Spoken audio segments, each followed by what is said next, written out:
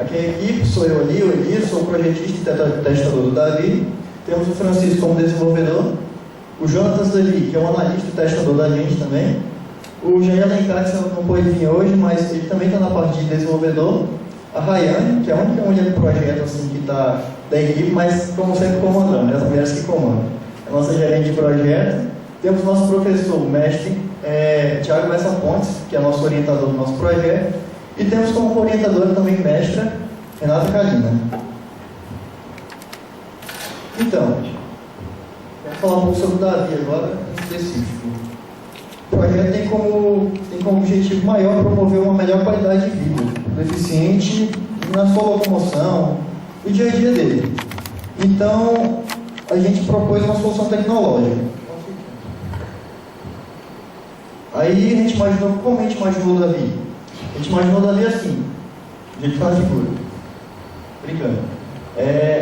Através de muito tempo a gente viu isso aqui seria adequado para a gente para colocar na cabeça, porque tem deficiente que, por exemplo, vai andar na rua mesmo, tem aquela árvore, aquele galho de árvore que pode bater aqui, tem aqueles barris que ficam na frente que pode ter algo pontiagudo e pode furar aqui, então a gente resolveu deixar nesses 3 locais. E também no tornozelo, para meio que tirar a bengala dele.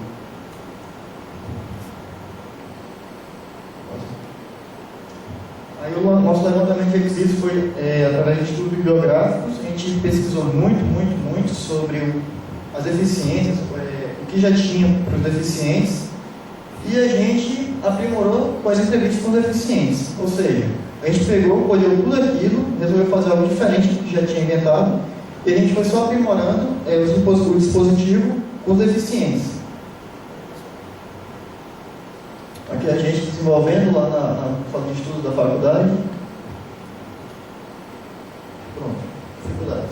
Bem, pessoal, logo quando a gente começou o desenvolvimento, logo após termos concluído todo o levantamento de requisitos e coletadas entrevistas com os deficientes, iniciamos a fase de desenvolvimento. E durante essa fase de desenvolvimento, logo no início de cara, a gente surgiu várias dificuldades, certo? E a gente pode destacar algumas, como multiprocessamento. A gente escolheu uma tecnologia Arduino, e Arduino não tem multiprocessamento, certo? E aí, a gente necessita de multiprocessamento para o nosso dispositivo. Nós precisávamos também que o nosso dispositivo funcionasse em tempo real, certo? E aí, como fazer com que o Arduino tenha respostas em tempo real? Ou, pelo menos, atender quase em tempo real, certo? E também dar credibilidade a esse dispositivo, também dar credibilidade à nossa equipe, e construir um dispositivo com baixo custo, certo? E financiamento. Quem financiaria nosso dispositivo? Ou seria nós, a faculdade, quem poderia nos ajudar nessa parte de financiar todos os equipamentos que nós poderíamos utilizar para estar construindo esse dispositivo. Lembrando que a ideia até agora se trata de um protótipo. Não é aquele dispositivo que você já pode lançar no mercado e começar a vender, comercializar. Então, inúmeras dificuldades também, inteligência artificial, certo? Que a gente tinha que implementar o IA, porque o dispositivo ele tem que ter um pouco de ser inteligente para que ele possa reconhecer ambientes. Enfim, foram diversas dificuldades que surgiram. E nós tivemos que solucionar aos poucos, quebrar todo essa rama de dificuldades e solucionar uma de cada vez para a gente poder conquistar todo o espaço. Então, a gente começou a fazer levantamentos também das tecnologias. A gente utilizou Arduino, utilizamos Fritzinho, uma plataforma para prototipagem de desenho esquemático, utilizamos o GitHub para controle das nossas versões, a qual a gente fosse trabalhando. De início, a gente começou a utilizar, como todo mundo, o Arduino, a IDE, oficial, que a própria Arduino recomenda, enfim. Mas que, devido a esse controle de versão, a gente não achou tão legal, porque a IDE não dá suporte a SVM e a GitHub, como, por exemplo, a gente queria utilizar esse meio de armazenamento de código. E aí a gente veio a alternativa, de utilizar o Sublime Text, que aí ele dá suporte a Arduino, dá suporte ao GitHub né? A gente também teve que fazer modelagem de diagramas com o ASTA, certo? A gente utilizou o ASTA e outras bibliotecas que a gente também teve que pesquisar para poder utilizar nosso sistema, como as bibliotecas dos sensores, as bibliotecas de threads, enfim. Essas foram algumas ferramentas a qual a gente utilizou para desenvolver o nosso protótipo. Mas aí, certo, nós cursamos análise e desenvolvimento de sistema, nós não entendemos de eletrônica, então foi uma dificuldade inicialmente para a gente. Então nós tivemos que o quê? Buscar conhecimento nessa área específica, como o sensor funciona, como o atuador vai funcionar, como é que o Arduino funciona, o que é o resistor, o que é o capacitor, enfim, como é que esse negócio encaminha, né? Como é que a gente pode implementar isso, tá? E até então, foi dificuldade assim que dá para a gente solucionar, né? Com estudo, dedicação dá para solucionar. Então a gente começou, vamos entender como é que funciona os sensores ultrassônicos. Lógico que vocês aí a grande maioria já deve entender e achar um saco eu estar falando aqui de sensores ultrassônicos, mas é justamente isso. O sensor ultrassônico que a gente utilizou, ele é de 2 canais, um canal emissor, um canal receptor. E ali a gente pode ver que ele emite a onda bate no objeto, e aí de acordo com que ela bate no objeto, ela reflete e retorna essa onda para o nosso sensor ultrassônico. Beleza. E aí como é que ele sabe qual é essa distância?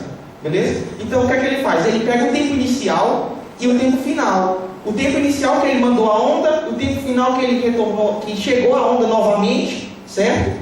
Que ela refletiu no objeto e retornou, e aí ele sabe que a onda ultrassônica é uma velocidade de 380 metros por segundo. Aí a gente realiza esse cálculo bem legal e converte isso em espaço. Então a gente converte algo que é em tempo para espaço, né, de distância. E aí a gente sabe que o obstáculo está a 1 metro, a 2 metros, 3 metros de distância do usuário, que é o deficiente visual. O nosso sensor ultrassônico é bem popular, é o HC408, se eu não me engano. Muita gente já utiliza esse protótipo de robótica, enfim. Esse sensor ele tem uma distância máxima de até 5,5 metros, mas com precisão 3 metros, tá? Com precisão 5,5 metros não coerente.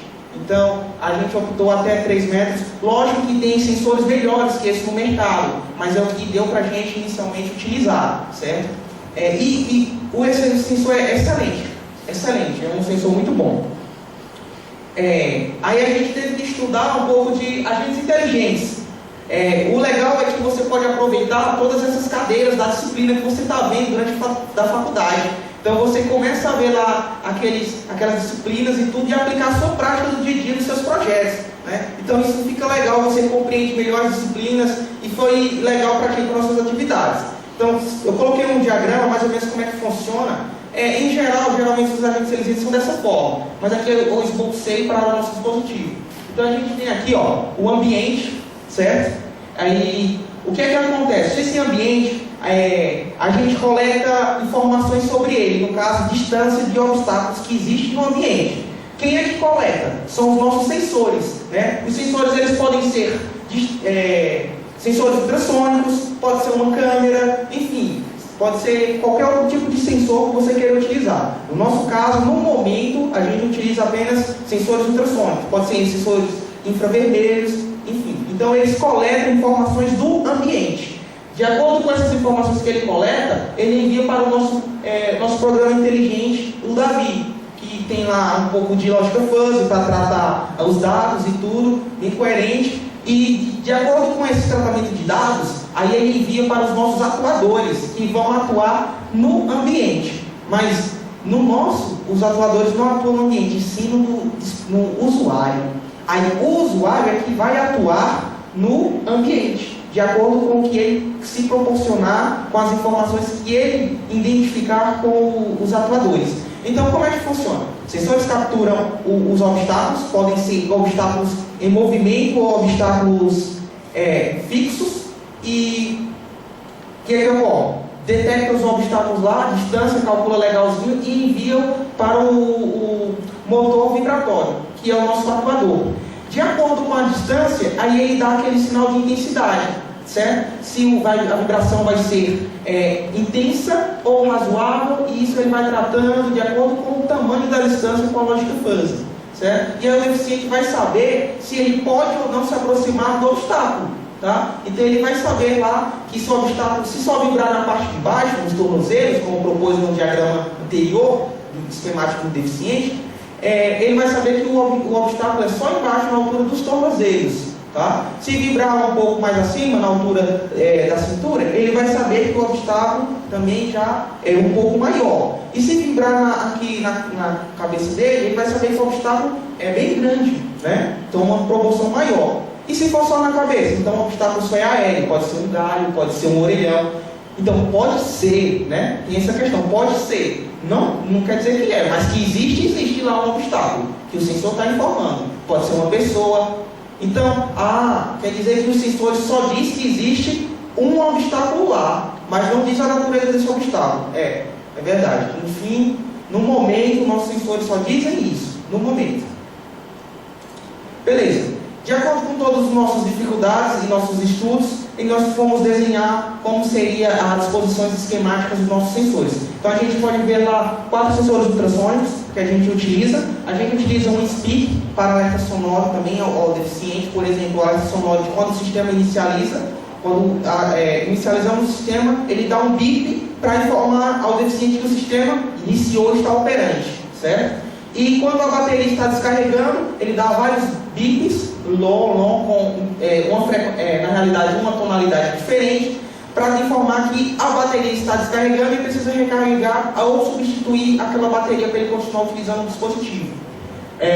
Ali são os vibradores, a gente utilizou ali na protoboard, a bateria e um botãozinho para ligar e desligar o nosso sistema. Então ele é bem prático, né? E um sistema bem complexo. A gente utiliza o Arduino Uno M3 e ficou nessa ideia. Então a partir disso aqui foi que a gente construiu o nosso protótipo.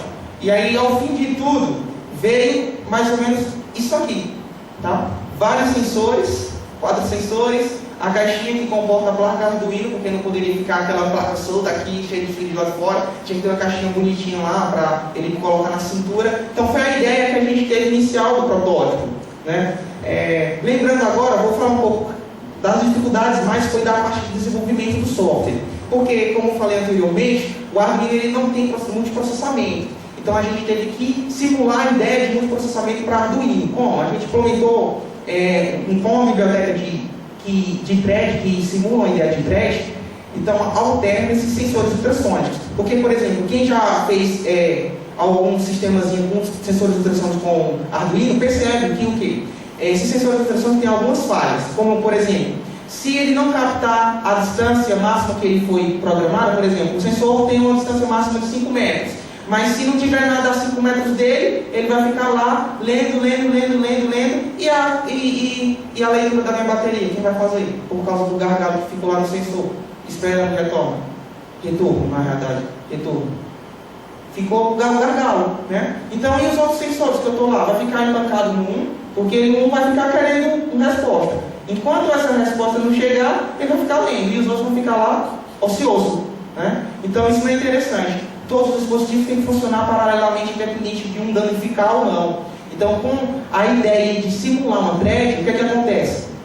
A cada 33 milissegundos, cada sensor está fazendo uma leitura. Tá? Então, em torno de 1 segundo, cada sensor realiza 6 leituras. Então, é bem legal. A gente consegue isso o quê? Tempo real. Então, não tem aquela falha de se esperar o sensor fazer leitura. Se esse sensor da minha perna direita não realizar a leitura, beleza, passa para o próximo e o outro vai suprir a necessidade, e assim sucessivamente, para que o sistema não tenha tanta falha. Então, é muito complexo você querer construir tempo real esses dispositivos, porque você requer muito teste.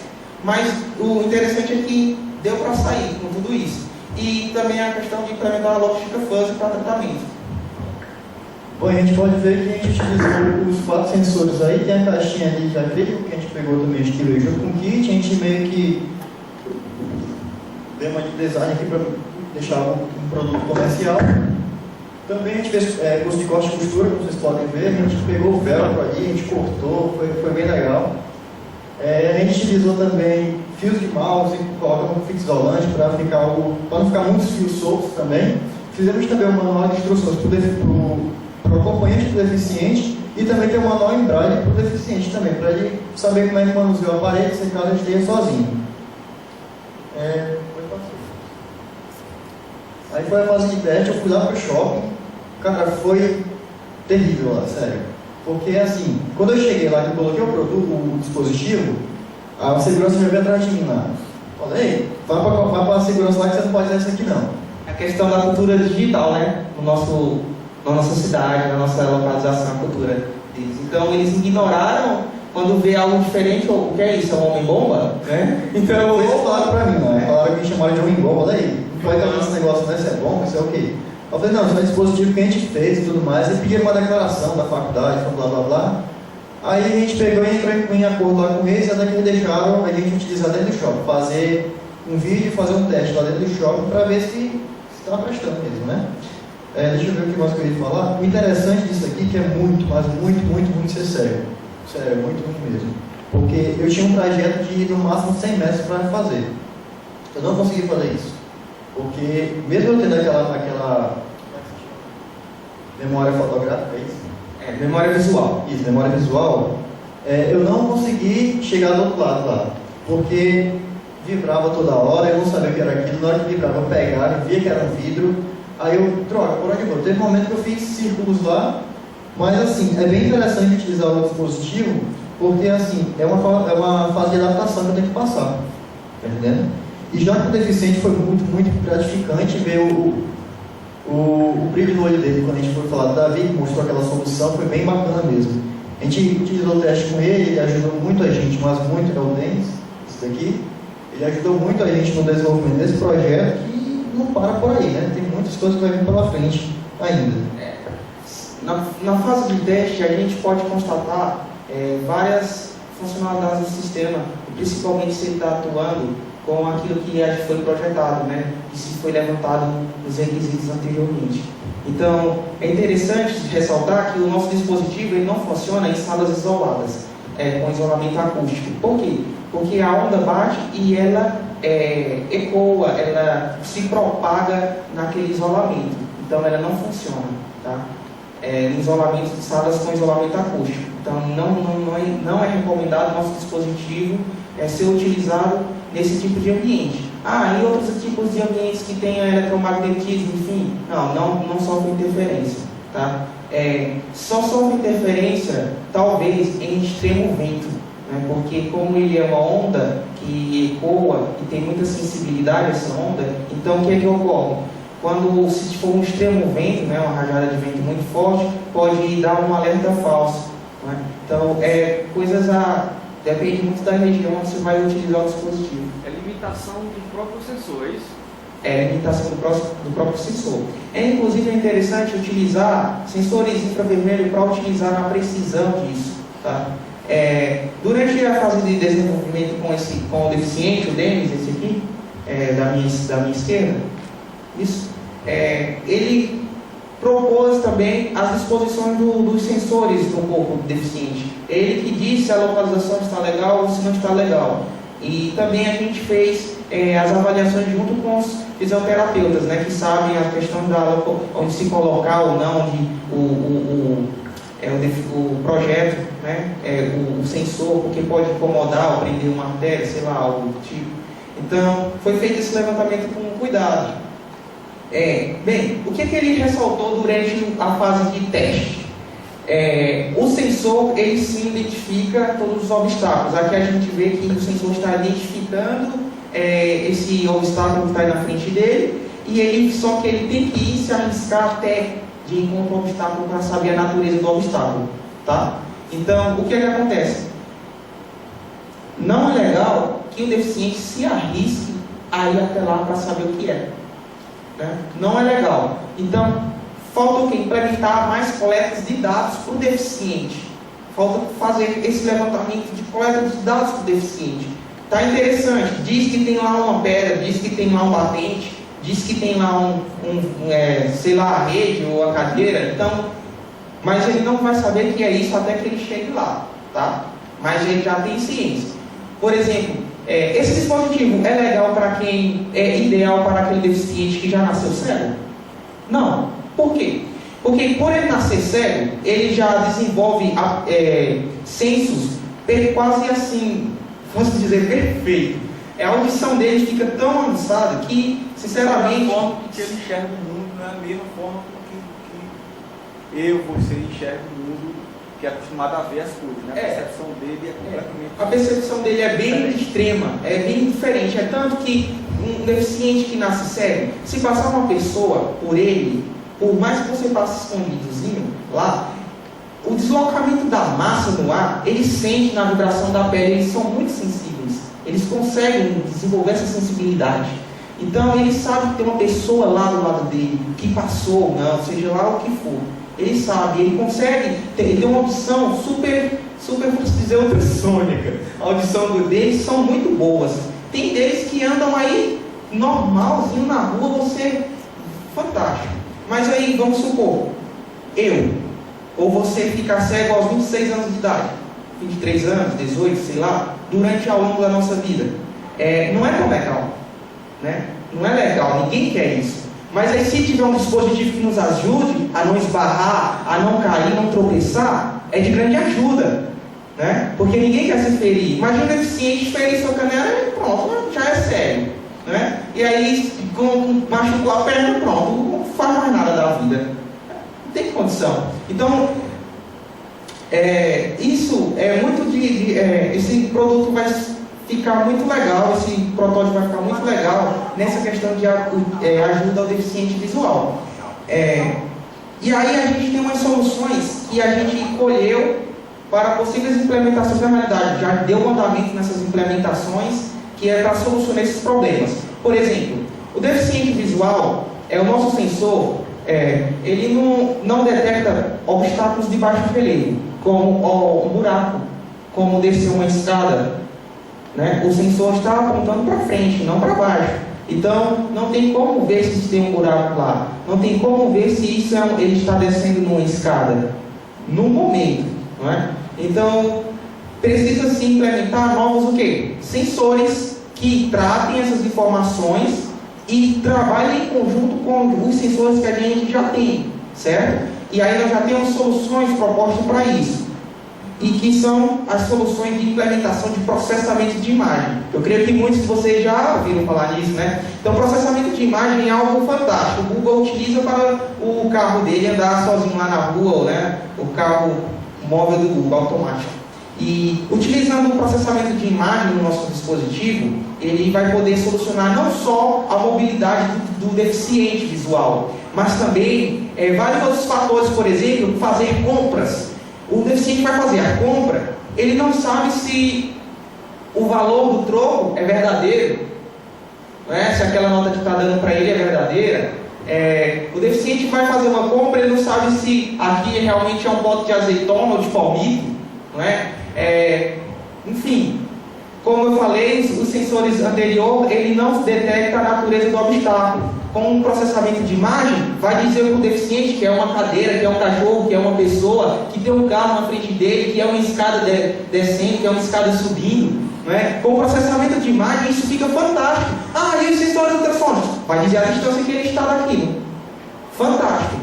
Mas a Arduino não dá para processamento de imagens, porque a Arduino é 16 MHz. E processamento de imagem, cara, precisa muito do computador. Segundo alguns neurocientistas, eles dizem que 70% do processamento cerebral da gente é dedicado à visão. Então, caraca, 70% é dedicado à visão e o resto, 30% aí é para controlar o organismo, respiração, audição, a nossa fala. Mas 70% está dedicado lá à imagem, do mesmo jeito é nos nossos computadores. Quando a gente quer jogar um game, tá lá, o processamento tem que ser bom, a placa de vídeo tem que ser boa, porque senão não aguenta aqueles gráficos e tudo. Então, para processamento de imagem, o que a gente tem para propor inicialmente de solução?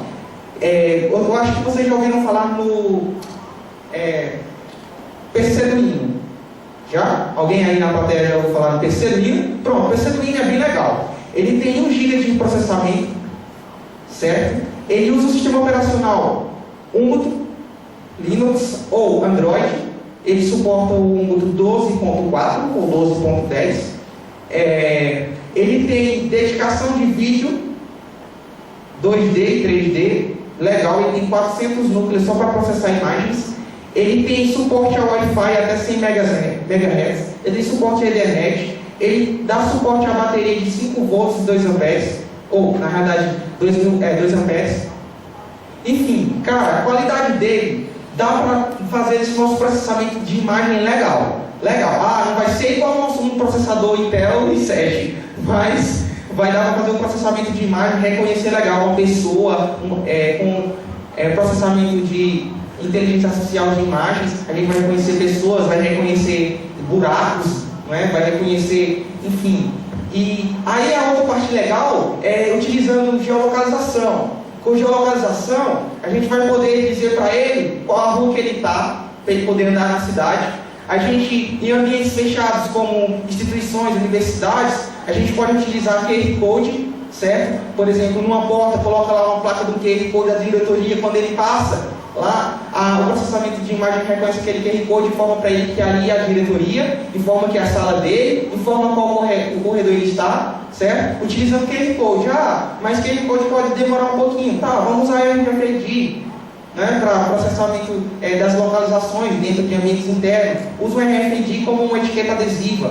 Então, esses são os passos futuros para o DAVI, para o nosso dispositivo. Aí sim, porque inicialmente esse projeto ele era apenas um projeto acadêmico, um projeto de uma disciplina lá, que a gente tinha que pagar e fazer esse projeto, entregar e tal. Mas aí, durante o desenvolvimento, você vai tomando tanto gosto por esse projeto e ajudar a necessidade dos outros, que o projeto você quer levar adiante, mesmo terminando a faculdade, levar para um mestrado, um doutorado até mesmo, e tentar realmente ajudar essas pessoas. Então, voltando lá para o supermercado, ele vai poder comprar e ver se a nota lá, processamento, é a nota de R$10, rápido, se é a nota de 10, e juntar todo aquele processamento e informar o troco para ele, tá? Mostrar se é um vidro de palmito ou não, se é de azeitona ou não, né? Só que isso aí precisa do banco, né? Um banco de dados já com várias imagens coletadas, para que ele possa estar consultando